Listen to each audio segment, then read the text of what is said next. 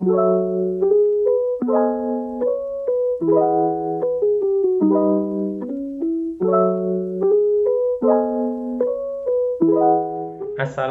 warahmatullahi wabarakatuh.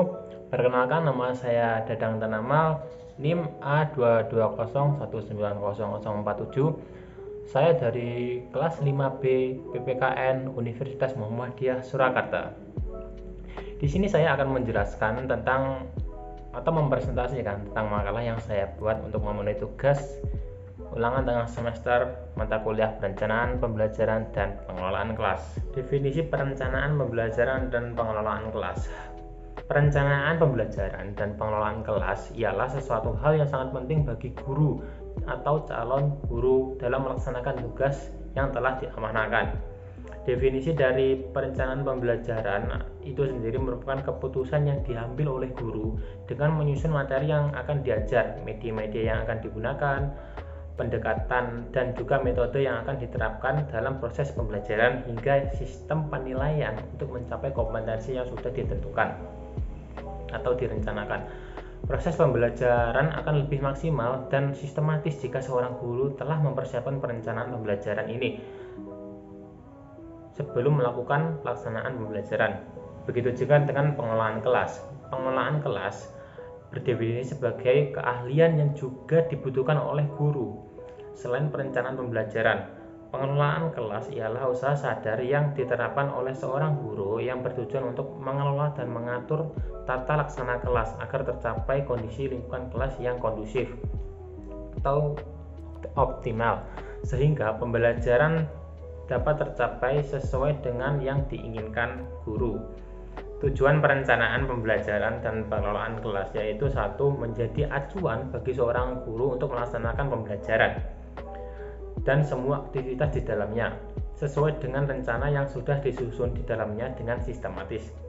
Dua, dapat mengecek perkembangan pembelajaran siswa, mana materi yang akan diajarkan sudah tersusun rapi di dalamnya. Untuk yang ketiga, menciptakan kegiatan belajar mengajar secara maksimal, dikarenakan semua keperluan oleh guru sudah disiapkan terlebih dahulu sebelum dilaksanakan pembelajaran.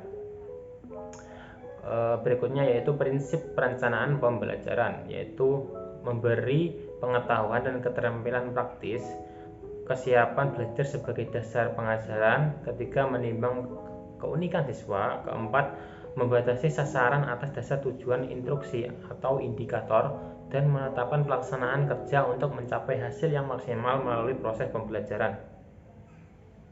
5. Menyiapkan apa yang akan dilakukan oleh guru, kapan dan bagaimana cara melakukannya dalam pelaksanaan pembelajaran ini.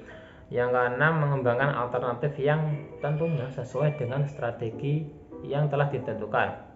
Kemudian manfaat perencanaan pembelajaran dan pengelolaan kelas, yaitu yang pertama, menjadi acuan guru dalam melaksanakan proses pembelajaran.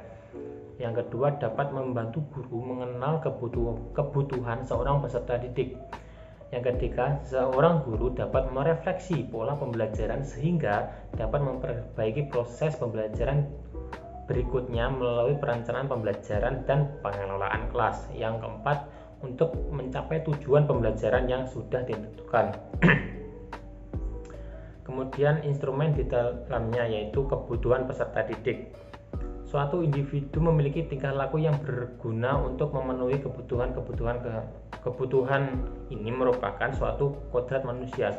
Dengan begitu, kegiatan sekolah memiliki prinsip yaitu dapat menjadi suatu pemenuhan kebutuhan tersebut. Kebutuhan seorang peserta didik yaitu berupa kebutuhan sosial, kebutuhan fisik, kebutuhan berprestasi, mandiri, mendapatkan status, ingin dicintai dan disayangi. Yang kedua yaitu penentuan tujuan pembelajaran. Tujuan pembelajaran didefinisikan dalam bentuk perilaku kompetensi tertentu dan terukur sesuai dengan harapan yang dimiliki atau dicapai oleh siswa setelah mengikuti latihan pembelajaran tertentu. Penyusunan tujuan pembelajaran merupakan suatu tahap yang penting dalam penyusunan rencana pembelajaran. Yang ketiga, pemilihan bahan ajar. mengidentifikasi apa yang terdapat dalam standar kompetensi dan juga kompetensi dasar yang menjadi rujukan atau acuan pemilihan bahan ajar, mengidentifikasi jenis bahan ajar, menentukan bahan ajar yang relevan sesuai dengan standar kompetensi dan kompetensi dasar. Yang keempat yaitu menentukan sumber bahan ajar. Kemudian strategi pembelajaran. Strategi pembelajaran berupa kombinasi dari beberapa rangkaian kegiatan, bagaimana mengatur materi pelajaran, bahan, perangkat, keras, dan waktu yang digunakan untuk pelaksanaan pembelajaran dalam mencapai tujuan pembelajaran yang telah ditentukan. Yang kelima, kegiatan pembelajaran. Kegiatan pembelajaran merupakan salah satu ukuran atau dimensi kurikulum pendidikan dan merupakan bagian yang tidak terpisahkan dari peningkatan kurikulum pendidikan. Sebagai ukuran dimensi kurikulum pendidikan, pembelajaran dikenal sebagai kurikulum pendidikan sebagai persiapan program pendidikan yang terajarkan, kurikulum pendidikan yang dijalankan, atau kurikulum pendidikan yang diaktualisasikan atau terlaksanakan. Penilaian hasil belajar. Penilaian hasil belajar oleh seorang guru dapat menjadi sarana untuk mengumpulkan informasi atau data beserta didik tentang hasil belajar siswa dalam perspektif aspek pengetahuan, sikap, dan keterampilan yang terencana dan sistematis yang dilakukan untuk memantau kemajuan hasil belajar dan evaluasi hasil belajar. Implikasi perencanaan pembelajaran dan pengelolaan kelas bagi seorang guru atau calon guru. Contohnya, dalam pelaksanaan pembelajaran melalui perencanaan pembelajaran yang telah disusun matang dan akurat, maka guru dapat mencari sumber belajar secara tepat. Dengan perencanaan yang tepat, guru atau calon guru bisa menentukan sumber materi ajar yang dianggap layak atau tepat untuk dijadikan bahan ajar. Bukan hanya itu, guru juga bisa memanfaatkan waktu dengan baik jika memiliki acuan dalam pelaksanaan pembelajaran. Dari penjelasan yang sudah saya jabarkan, maka dapat disimpulkan bahwa perencanaan pembelajaran dan pengelolaan kelas adalah satu hal yang sangat penting, dan hal itu merupakan menjadi kewajiban bagi seorang guru untuk menguasainya. Karena jika seorang guru tidak bisa menguasai hal tersebut, maka pelaksanaan pembelajaran tidak akan berjalan dengan semestinya.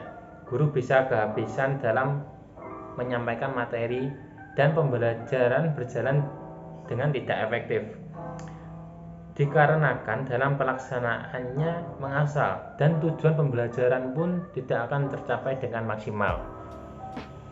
Oke, saya kira cukup untuk presentasi makalah yang sudah saya susun. Kiranya ada kurang atau lebih, saya mohon maaf. Terima kasih. Wassalamualaikum warahmatullahi wabarakatuh.